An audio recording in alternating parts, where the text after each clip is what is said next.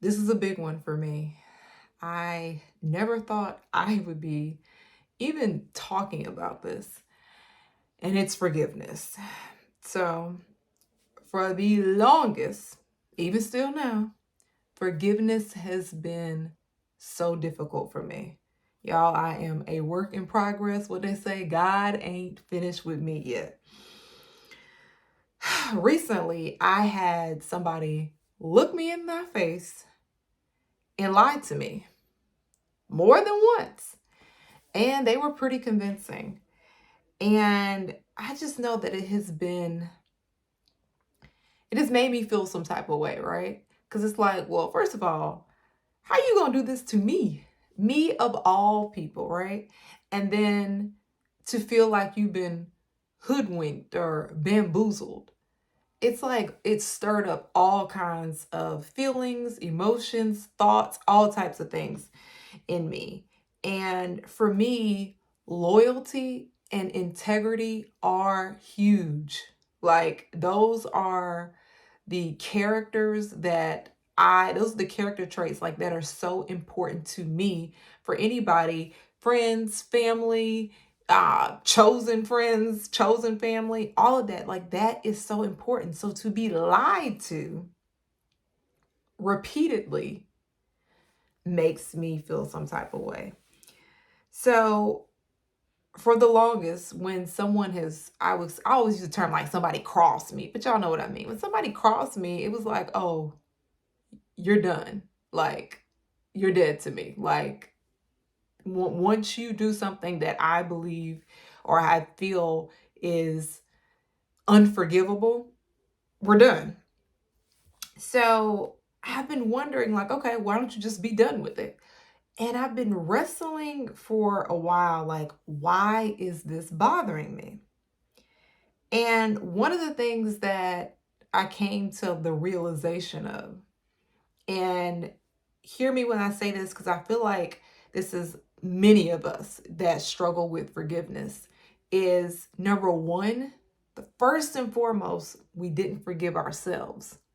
When someone like pulls something over your eyes, you like, how they get that over on me? How they play me? I thought I was smarter than that. I thought I was better than that. I should have caught it. I should have known, like all those type of things. So then you battle internally with like, what did you miss? Or how did you not see the warning signs? Or, everybody's talking about now the red flags. And it's like, tag, how did this happen to me? And I just want to encourage somebody that's listening. Number one, forgive yourself. Anybody can be tricked, fooled, bamboozled, lied to. That was it Risa Tisa thing that's gone viral right now. Like anybody can be manipulated. There are people out here who are master manipulators, liars, and they get off on that. So first and foremost, forgive yourself. Forgive yourself for somebody trying to play you, or if they did play you.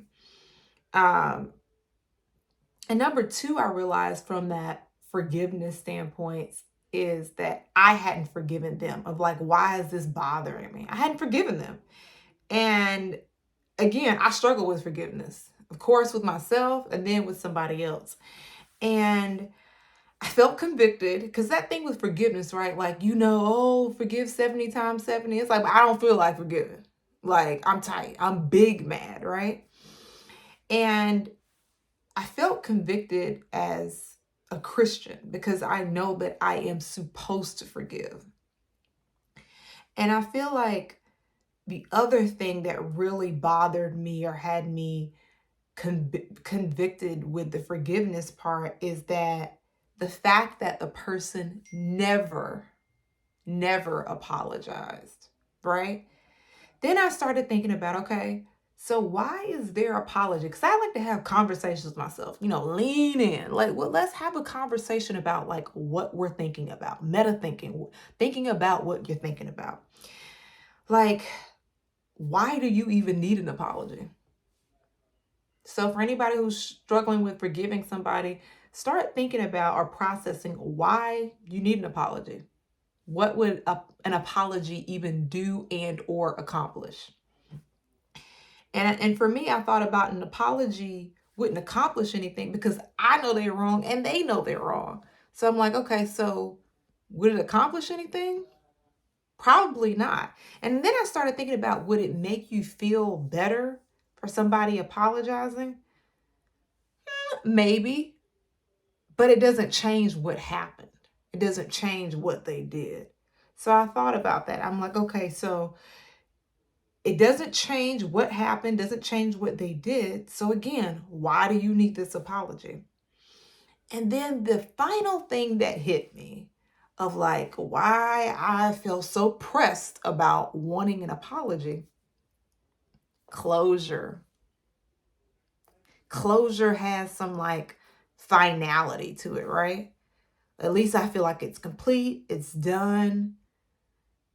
And then it's like I'm giving myself permission to move on. Then I thought about it. You are called to move on and you are called to forgive whether you get that closure or not. You have to. Waiting on somebody to do what they're supposed to do, it gives them the power. And what if that person is no longer alive? How do you seek that closure then? So then I told myself, and I had to have this conversation with myself. Forgive if you never get an apology. Forgive and know that God is the closure. God has the final say. He sees everything. He knows what happened. He knows what was done. So you're called to move on. And I started thinking about too of like why again this is bothering me.